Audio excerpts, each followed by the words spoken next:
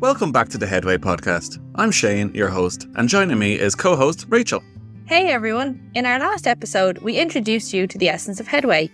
Today, we're diving into a topic that lies at the core of our mission, the brain and brain injury. The brain is a central organ of the human nervous system, responsible for controlling and coordinating all bodily functions.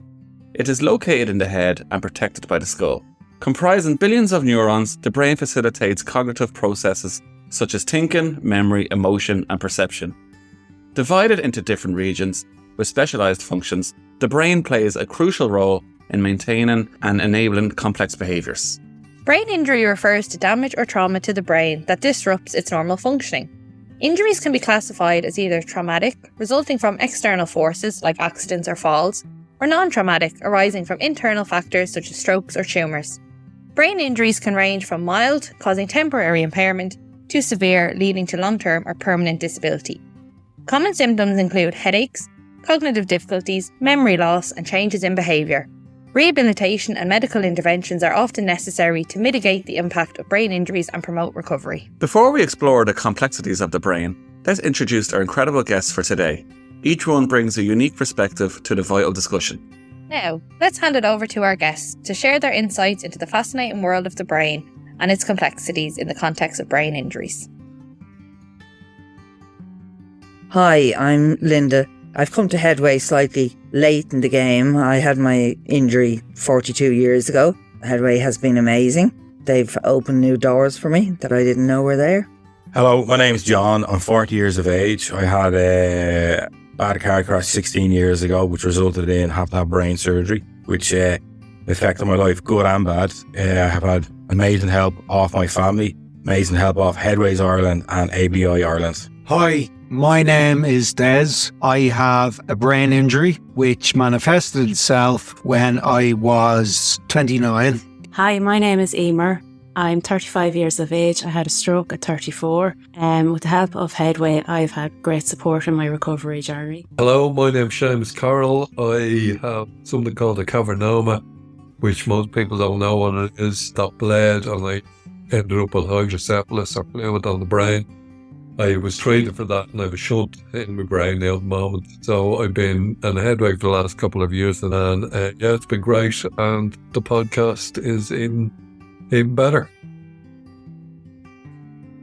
First up, we have Linda and her personal story. Hi, when I was 16, I was cycling to work and I was hit from behind in a hit and run. I don't remember anything after that. Apparently, I refused to get into the ambulance. The language out of me was fierce, although I never cursed. I was very quiet. The guards brought me home, and when I got to the house, I collapsed. I was brought to the Richmond hospital then, and things were very different back then. MRIs didn't exist, and CTs were a lot cruder. At the time, they told my parents I was unlikely to survive the first 24 hours anyway. But I did survive. I was in a coma. I don't know for how long. When I came out of that then, basically I was just sent home and sent on my way. There was no rehab, no anything. So I have a right frontal lobe atrophy. So the frontal lobe is gone now on my brain. It took me weeks really to notice that I couldn't smell and taste. I know my mother said immediately, my personality totally changed, but I didn't see that and still can't see it to this day because just like the smell and taste going, I don't remember what anything smelled or tasted like. You know, I've compensated in different ways. I mean, I love cooking, for instance, but how do you tell when meat is gone off or something? I know by the feel. The texture of things. So texture is actually really important to me. I subsequently then damaged the left part of the brain quite recently. I had a bit of a concussion, but I have fluid on the brain. I didn't need a shunt for it or anything, but it does cause severe headaches. And I've had memory issues ever since. I did go back to college and I was great crammer, got through the exams, and then I'd walk away and couldn't remember a thing. But it was at that time, because it's a long time ago, it was almost a shameful thing, or certainly my family felt that way. and it was something I had to hide. So I've pretty much spent my whole life hiding it. And I really should get a job in the Abbey because I was such a wonderful actress. You know, I've worked in many jobs, and ones where I would have to smell, and I would be there pretending I could smell that, you know, like everyone else, you know. If anyone wants to audition me, I'm free. Yeah, so then it was just by chance. My cousin also had a head injury, but his was recent and he was referred to Headway.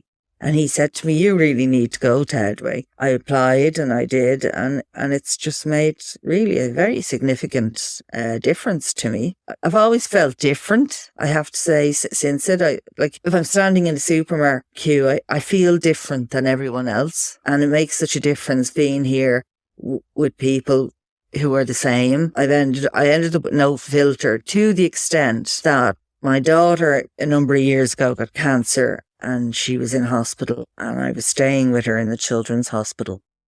So she apologised to the nurses in advance about me, and she said, my mom has Tourette's.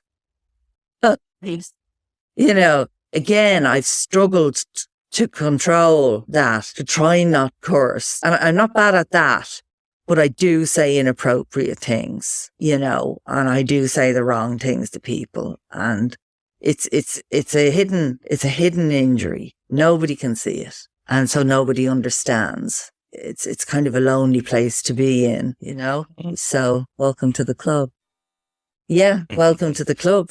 So that's why Headway has been so great. And my key worker here, we, you know, talked about different things, and I just said I didn't want to go back to academia because what's the point? I know I can get through it, but if I walk away and I can't use it because I can't remember.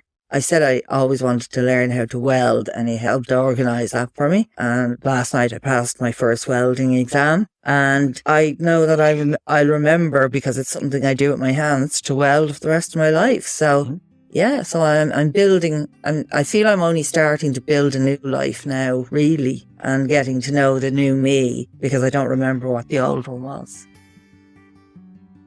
Next we have John and his personal story. Hello, I'm John. Nice to be here. Nice to meet you all. I had my accident 16 years ago. Basically changed my life for the good and bad. I found it very hard afterwards with my certain family members because they thought I looked physically fine, which I do. But obviously with the brain, it's deeper and it's hidden. But I have got close family that understand me. That was the first accident. I had a second accident about 5 or 6 years ago. I was at a wedding and I slipped on black ice and obviously had a bleed on the brain, which obviously it went away. It dissolved back in. So after that one, I literally needed to go to Headway and ABI Ireland, which my GP told me. I applied for the both of them and I got the both of them at the same time, which was overwhelming getting the two of them. Since then, I've gotten the help of Headways. It's just helped me dramatically. The lady before me was saying that she has no filter. I have no filter at all. No matter where I am, I say the most inappropriate things. My daughter gets freaked out with me when I'm in the car. I wouldn't say it to the person, but I'd be cursing every curse you could think of in the car, and my daughter said, will you stop that? So I have to kind of get myself to not to be talking like that in front of my kids, which is hard because when your filter's gone, you just say the most inappropriate things you can think of. I've met some lovely people in Headways. I didn't know. I thought I was the only one with a brain injury, because brain injury in Ireland is really a taboo. It's not talked about as much, but once you come into Headway and you meet other people, you get to know their life stories and what they've come through and what they're dealing with. So you don't think you're the only person in the world.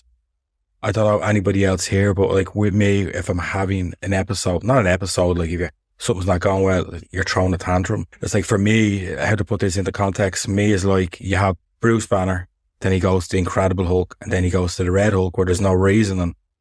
But what people say to me is, like, I'm like a child. When a child is throwing a tantrum, there's no reason with a child. That's what I am most of the time. I find I have to walk away to resolve the problem, because if I don't, it feels like I'm stuck in quicksand and there's no getting out. So when I walk away, I kind of get to a place where I'm happy. But when I come back in, my wife wants to kill me. She's still fuming. So it's very hard for me to walk away and come back and she's throwing a tantrum. That's what's wrong with you. Then I'd realise I'm the one that's the cause of it. It is hard. It is challenging. Even after having the brain injuries, I wouldn't change anything, because I'm the person who I am now. I think I'm better because I've accepted it, my brain injury. I know an awful lot of people that I know don't accept life-changing things to them in their life. But for me, I've accepted my brain injury, and I play on an awful lot as well. I have a brain injury, I can't do this. I've got a brain injury, I need to lie down. Like, it does work, it does work an awful lot with certain family members, like, but now they're getting cop on to it. Cop on, leave me alone, will you? You have to do this, you have to do that. But I do play on it a good bit and get away with it with certain people, but it is challenging. But I have got a good core family around me that help me, and which is very good. It's funny, both of you have had second incidents. Like, you're both in accidents to begin with, all right? We're having a secret relationship. It's interesting, like, there's no link between the two things. It's just just one was a car crash and one was slipping on black ice. Yeah, I know. Yeah. It's funny, isn't it? Oh, what was the second thing that happened to you? We were renovating my husband's family home. I had some machinery hired, a digger and what have you. And he was in hospital for the day and they wouldn't let him out. I had to collect him. They wouldn't let him get a taxi. So by the time I got home, it was dark and the driveway goes down in it's quite steep. I tripped up, but my head made contact with a digger and the digger came off the best. And I actually injured the left frontal lobe with that.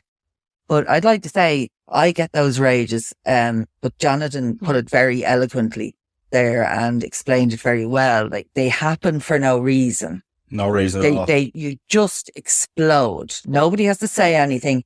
They don't last long, but it's the after effect with the family has been very, very difficult. Yeah, with the Red Bull.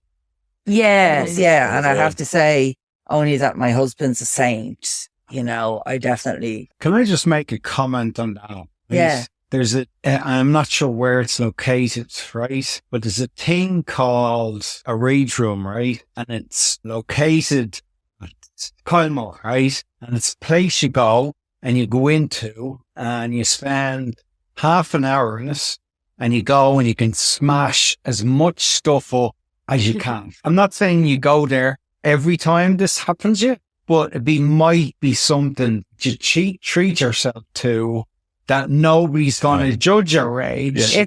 That sounds very good. That'd be going for fun, but like, I know you don't know. You don't know when it's going to happen. That's a good idea, but sometimes like I just go. It gives you a way of harnessing it. Yeah. Yes, like you know yourself. We don't know that there's that in our system. Yeah, it's happens. In theory, that's good, but like yourself, like I'm actually glad this was someone else has the experience. Like, you're all coming from a good place, totally understand it, which sounds like fun, but like it comes from nowhere. You don't know, it just comes from nowhere. Like, standing in a queue there to the chipper. Why did he come in front of me? Yeah. So you could end up in the rage room with no rage. Yeah. I'd be sitting there, those people ever reading the book, like, why am I here? Like, you wake up in the morning, you don't have that rage, you don't have whatever, and you know, it could be the slightest thing. You're sitting at breakfast. Kids still haven't packed their school bags and you're looking at them, or 5 minutes late, what you doing? Whatever, yeah. Or, you know, someone didn't clean a pan up after them. That's it. It's World War III. It's, you know, you almost see that, the mushroom of the atomic bomb coming out over your head. But you can't stop yourself in that moment. No, you can't. You have to let it right out. Doing it, but you can't stop it. Like, you have to let it right out. It's like an energy, really, isn't it? Yeah, it is. So overwhelmed and you have to release it. Yeah. Can I ask you, coming at it from a different angle, right? Yeah. Are there times when you've talked about your situation where you both experience a rage scenario. Yeah. Do you have low times, and how do you deal with it? Well, yeah. I do have low times. I think everybody has low times. I think everybody has them. Yeah. And I've got a lot of help, a wonderful psychologist, and he has helped me with the rages as well. I think there's no pill out there. Like, everybody brain, it's no pill. You have to work at it day by day. Like, yeah. You just have to work with it day by day, don't you? You do. Like, for me, you're sitting there and watching TV, lighting the candles. I don't know, like, no fire. We have a fireplace, but it's gas, but I like seeing the candles in the dark where it kind of floors in the room. Like, so yeah, people can have some weird things that would relax them. Like, so now we're all young, we have some weird stuff. Like, we could be called the Rage Buddies. Yeah. Up next, we have Des and his personal story. Hello, everybody. My name is Des. Usually myself and my wife would come in from work on a Friday evening, clean the house for the week, And one of us would go in to the local town and get a takeaway. For whatever reason, it was my turn. I wouldn't go on my own. I wanted my wife to come with me. I was insistent she came with me, and eventually she conceded to come with me. As we make our way to the local town, I'm stopped as the first car at the red lights. We're sitting there for a couple of seconds, and I passed out at the wheel and subsequently started to have multiple seizures. I was brought straight away to the local hospital. I woke up, weren't sure whether I'd make it through the night. Certainly was a time that scans and MRIs, as alluded to by some of the previous speakers, weren't readily available. But they talked to Beaumont Hospital. It was an ace hospital that I was brought to. They expected that I probably have brain tumour and I should probably be transferred. I got loaded up with epilepsy meds. They were unsure if I'd make it through the night. There was a lot of reference made to my parents and immediate family as to whether I took drugs. So there was a lot of prominent drug taken in Ireland, and they continued to make the reference to that. My parents and family continued to insist it wasn't that. I was lucky to have a very good consultant in Naas Hospital who insisted I wasn't to go home. I was to wait there, continue to hold up a bed in the hospital and wait until I got transferred to Beaumont. So I sat in a bed in Naas Hospital for 3 weeks, eventually got transferred to Beaumont, and they said, looks like you have a brain tumour. We'd like to go in and have a look. It's in my left occipital, which is in the back left of my brain. So they did what's called a craniotomy. They took out some cells, did some analysis on them. The result was I had a benign tumour, grade 2. The approach was no further action was required. They'd keep an eye on it. I was to come back for, they were going to adopt what they call a watch and wait strategy. I was to come back every 6 months to a year to keep an eye on how the tumour was performing. But it was something that basically I could have had from my childhood, or I could have had a bang as a kid, and it may never come back or could stay dormant for a very long time. I went for about 3 years worth of follow-ups. Nothing particularly showed up or happened or developed. And then just out of the cycle, I had some feeling particularly tired. And I went to my GP and she said, you know what, there's nothing particularly wrong with you or evident to be wrong with you, but I'm going to send you back for an MRI just based on your history. I'm going to be super cautious. So I went back. They said the tumour is starting to develop again.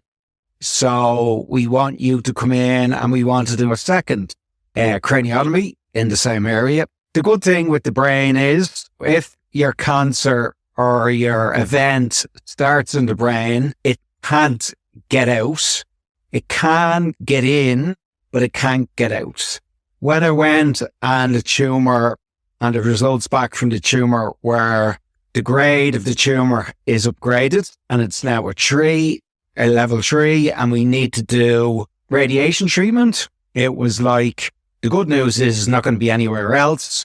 I was one of those people who wanted to know how many years I had.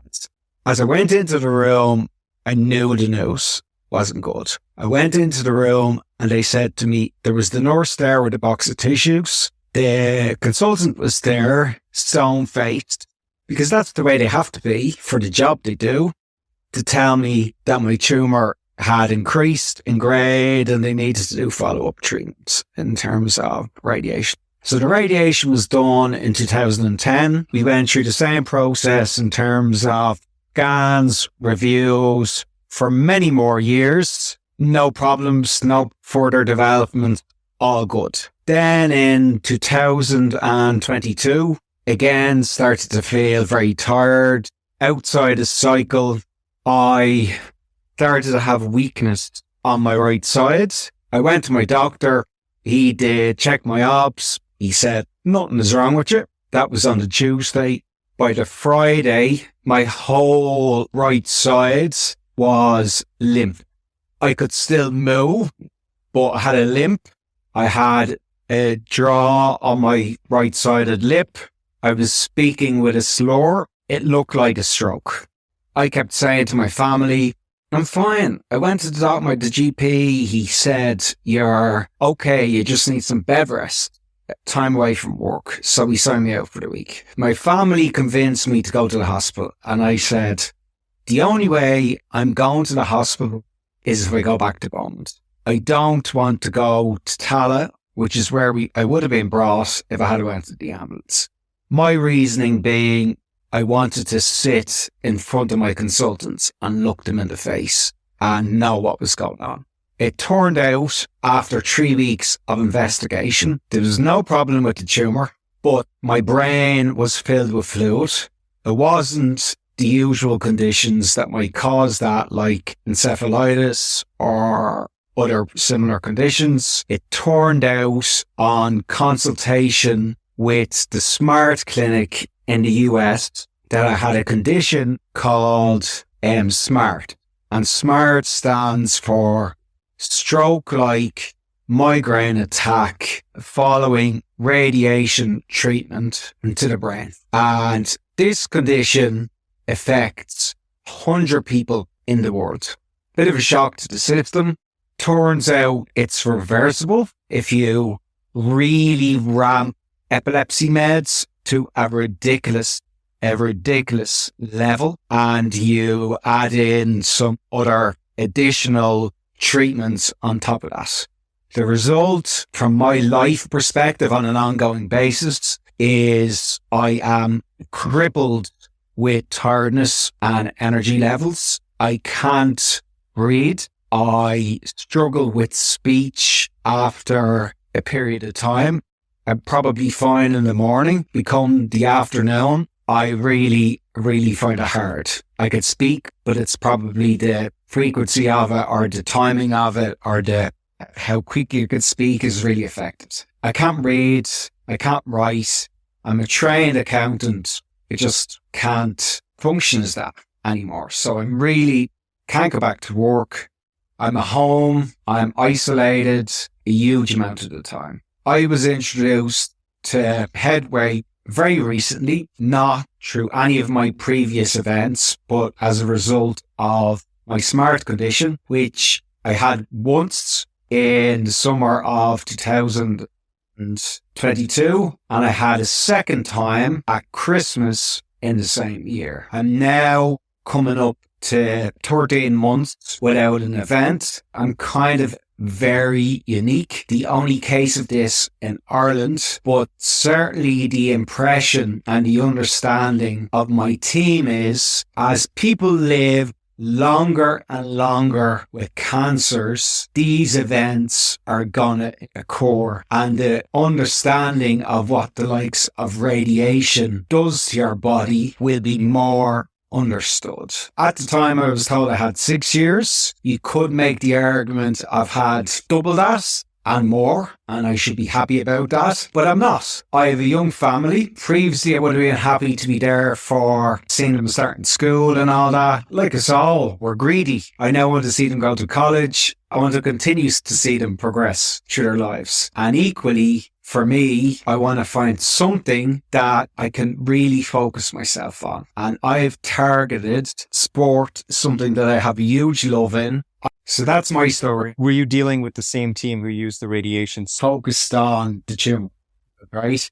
So I'm still dealing with them. And what they're focused on, I had a quick chat with them recently. I've dealt with that consultant for all those years. There's two elements. One is the effect of the radiation, which is the bit that they're interested in. And then the neurologists are interested specifically in the SMART. On the SMART side, there's two people I deal with. I deal with a guy who managed the epilepsy meds and that side of it. And then I've recently, with the SMART piece, another consultant has come into the picture. She is an absolute angel. The Mayo Clinic in the US. They then went and read papers, which are few and far between, on how those 100 other cases were treated. They found out that there's this thing called, and if you go into Holland and Barrett, you can get it over the counter, right? There's this thing called L-arginine, right? Very strong and very found naturally in very high doses in beetroot. Amazingly good for you. Amazingly good for you. I get super dosed. Maybe that's made the difference and it'll stop me having future events. But to answer your question, broadly speaking, I'm continuing to deal with the original team topped up by a smart expert.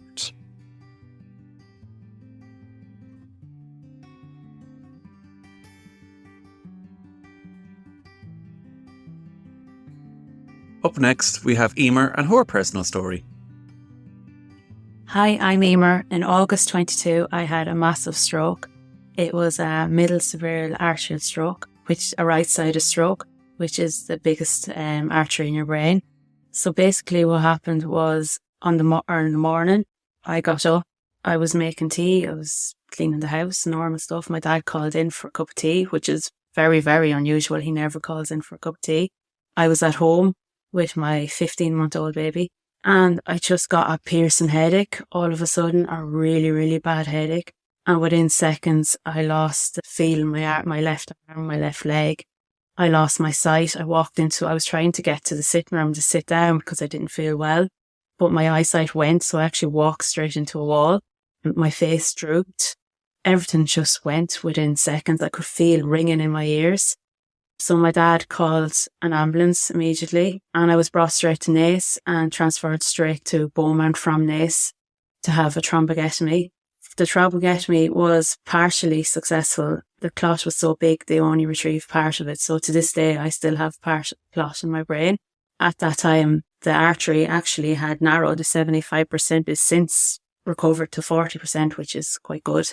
And from Beaumont, they had no beds, so I was transferred back to Naas. After thrombectomy, I was told to lie still for 12 hours. The 12 hours were vital. It was unlikely that I was going to survive 12 hours. So my mum and dad were called in to say goodbye, and they sat at the bed with me. I wasn't allowed to see my son because he was too young to be in the hospital. So that was quite hard. I was told if I wanted to talk to anyone on the phone, talk to them. This was urgent. But because my brain wasn't working, I didn't really process that at all. I just thought everyone was panicking over nothing, really. So I just stayed in bed and slept. I really wanted to sleep as a young mother. I was quite tired anyway, so I slept through it. The next morning, I woke up and doctors poking at my legs and my arms to see if I could feel anything. They were talking about rehab and the possibility of not being able to walk or talk or move because my speech was still slurred. But as the day progressed, my senses started to come back. So my speech was the first thing to come back. I could feel in my legs. The following day I was allowed to try to walk, so I was allowed to stand up and I could walk a little bit. So that was a really good sign. My eyesight came back. The left peripheral was still quite weak. And the last of my senses to come back was my swallow came back probably a month or two after the stroke. I was kept in Naas for 3 weeks and transferred to Tala. From the stroke, I got really bad migraines. So the migraines were like strokes. So if I was having a migraine, my eyesight would blur. I could see black butterflies flying across. Could have weakness on my left side. My smell was quite sensitive just before a migraine. My hearing was quite sensitive as well. I just couldn't cope, really. From the migraines, I was put on very strong epilepsy tablets to help with the migraine aura. I was discharged and told just to keep an eye for the next 3 months. They were vital. Just keep an eye if I had any stroke symptoms at all, straight to the hospital. So for the next 3 months, really, with the help of my mum and dad and support, I rested. I slept a lot of the first 3 months was sleeping. Probably the first thing I did after my stroke actually was to go to a solicitor to make a will, just to make sure my son was minded and taken care of in case anything did happen. And from that then I just recovered. So I suppose my son was the biggest part of my recovery. I had to get up every morning. I used to try to read to him, and because he's so young, it was very simple books. And I tried to carry him now. I wasn't fit to carry. So I used to kind of sit on the stairs and slide down the stairs with him on my knee. And to this day, he still wants to do that. From the stroke, the cause of the stroke after previous tests, it was shown that I had a massive hole in my heart, which is PFO. I was born with a hole in my heart, which was where the clot actually got through the hole and went to my brain. So in March, I had an operation to close the hole, and that was successful. But from that operation, it brought on a massive migraine that lasted about 3 weeks. I was bedbound again, and I regressed from my progress. So I kind of had to build myself up again. A lot of my issues were sensory. So if I went to a shopping centre and the noise used to annoy me, I went to the shopping centre at Christmas after my stroke and I had to leave. I had a panic attack. The noise and the lights were just too much for me. Another day I made a task of going shopping. I actually went up and down Tesco, but it was like if anyone was watching me on the camera, I was zigzagging every way. I couldn't put an order of what I wanted or remember what I wanted, so I could be in the vegetables and then the meat and back to the vegetables. I said the man watching me in the camera thought this girl is crazy altogether. I tried cooking then because I was trying to get skills to be independent so I could move home with my son. I was living with my mum and dad at this stage, but I tried to follow recipes. But again, it was quite difficult. I was reading them wrong. The words weren't right. The food was awful that I made. But I kept going at it. My mum and dad helped me a lot. From May, after my hole in the heart operation, things progressed really well. People have described me as determined, so I kept pushing myself. So I met with my key worker in Headway in July, and that was a massive, massive step in my journey. I kind of had, my recovery had plateaued up to there. I had pushed myself as far as I could, but I wasn't going to go any further without support. So within Headway, it was getting out, having to use train to get up, all skills again that I needed to do, getting back into the public, getting out to see people, talking. And that was a massive help to my recovery. Meeting in groups. I did a CFT group with Headway, which was fantastic. To be honest, my journey has been interesting. It's been a roller coaster of emotion. So I've met amazing people with amazing stories. But I've also learned a lot about myself in the past year and a half. I have gained independent skills, so I'm actually back at home now. I'm well fit to cook, I'm well able to shop, I'm able to clean the house. I can carry my son now, I can bring him to play school. Things are going really well for me. I'm hoping to return to work. I'm a primary school teacher, so I'm hoping to return to work hopefully in April with the help that I'm getting. And last we have Seamus and his personal story. Start with saying I have a cavernoma, and that was the cause of the journey that I went on. So the cavernoma is still there, like that sits on the brain stem. And what a cavernoma is, for anybody who doesn't know, which is everybody, because I didn't know, and I don't think people do. So cavernoma is like, it's compared to a raspberry. If you imagine an abnormal cluster of blood cells, kind of like a raspberry. That's what cavernoma is. So I have that on the brainstem. It started, I suppose, probably late 2020. Vision was gone fully, and I was kicking the ground as I was walking.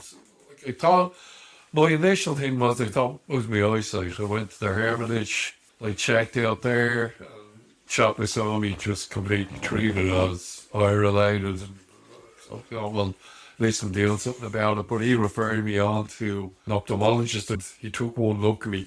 Before I never even went into a surgery. He just looked at me once. This is your eyes.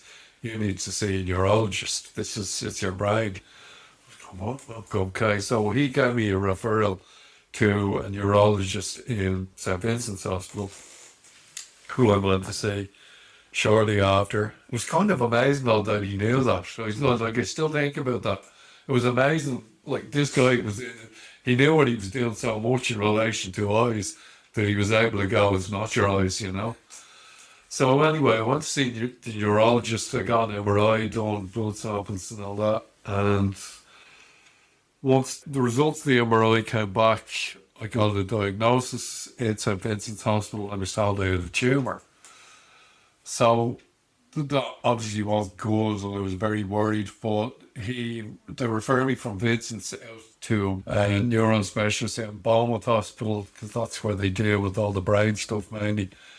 And I went within a week. I'd gone out. I went out to see the neurologist in Beaumont, and he'd studied the MRI and went, "No, it's not a tumour, it's a cavernoma." So I was kind of relieved, I suppose, that it wasn't a tumour, but I didn't know what a cavernoma was, so it was kind of starting to lose it as well. I didn't really know what was going on. That would have been kind of maybe February, I think, in 2021. What happened next was, in Beaumont, they read the signals or whatever, and the cavernoma had bled, and the blade was it was bad enough, So I was getting, by this stage I didn't really know what was going on. Couldn't write, couldn't sign it down. Didn't really know who I was anymore. I'd lost all grip on reality by that stage when I got taken into hospital. And I went into Beaumont the end of May 2021, and they didn't do anything with the cavernoma because it was the bleed. So I'd had a stroke as well. I'd had a summer stroke. And the bleed had led to fluid on the brain, hydrocephalus, is what it's called in this case. And the fluid on the brain was why I was losing it so badly. The bleed was what caused it, but it was the fluid on the brain was the reason, that I couldn't write. I didn't know who I was. So I got a shunt put in, but the shunt it's a tiny little thing. But I have a shunt in my brain with the tube running through my body down into my stomach. That basically drained. And it's called CSF, I think, the fluid. It's cerebrospinal fluid. Can you taste it? Yeah. No, that's what the blade caused to go onto the brain. And it was it was just impairing me in all sorts of ways. But the shunt was put in order to drain this fluid from my brain, When I came to in the hospital, I didn't know what was going on.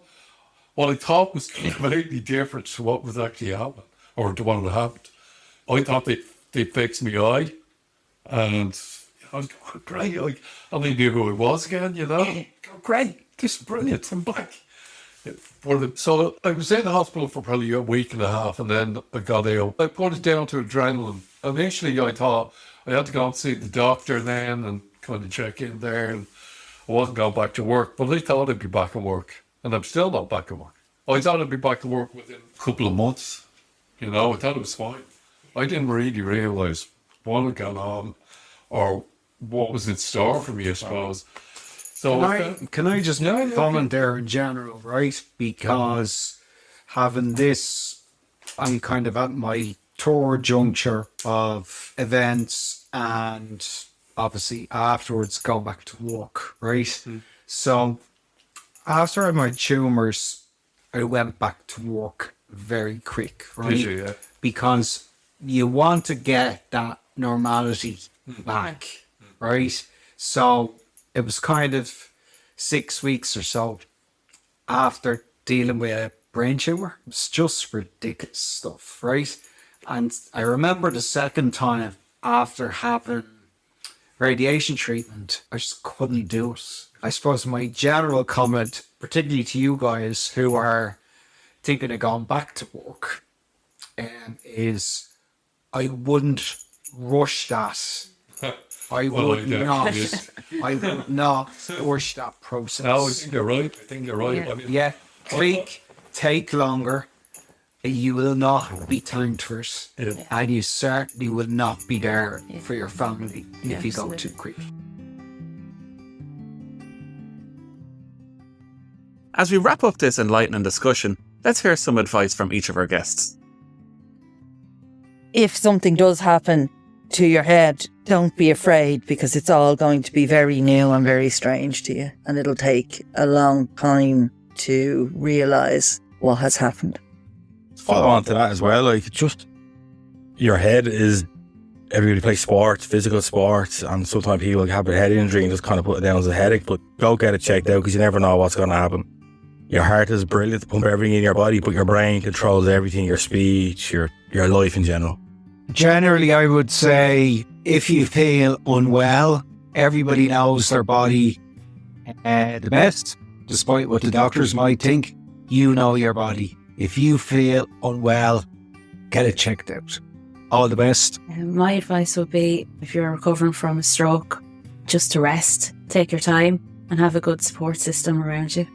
I suppose it's the invisibility. The brain, as you said, everything is connected back to the brain, but it's an invisible injury, but it's probably more important than anywhere else. So look after yourself.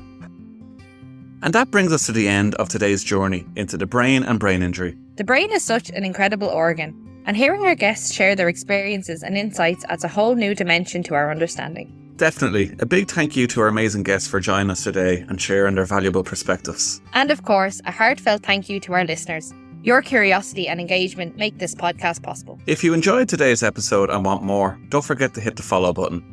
We have exciting topics linked up for future episodes that you don't want to miss out on. And we'd love to hear from you. Share your thoughts, questions and suggestions with us on our social media platforms. Join us next week as we delve into the topic of living with changes in your attention and concentration with 4 new guests. In relation to the issues discussed, all participants continue to engage in Headway rehabilitation services with the aim to overcome the challenges brought on by their brain injuries. So, until next time, take care, stay curious, and keep exploring the many facets of life after a brain injury with Headway.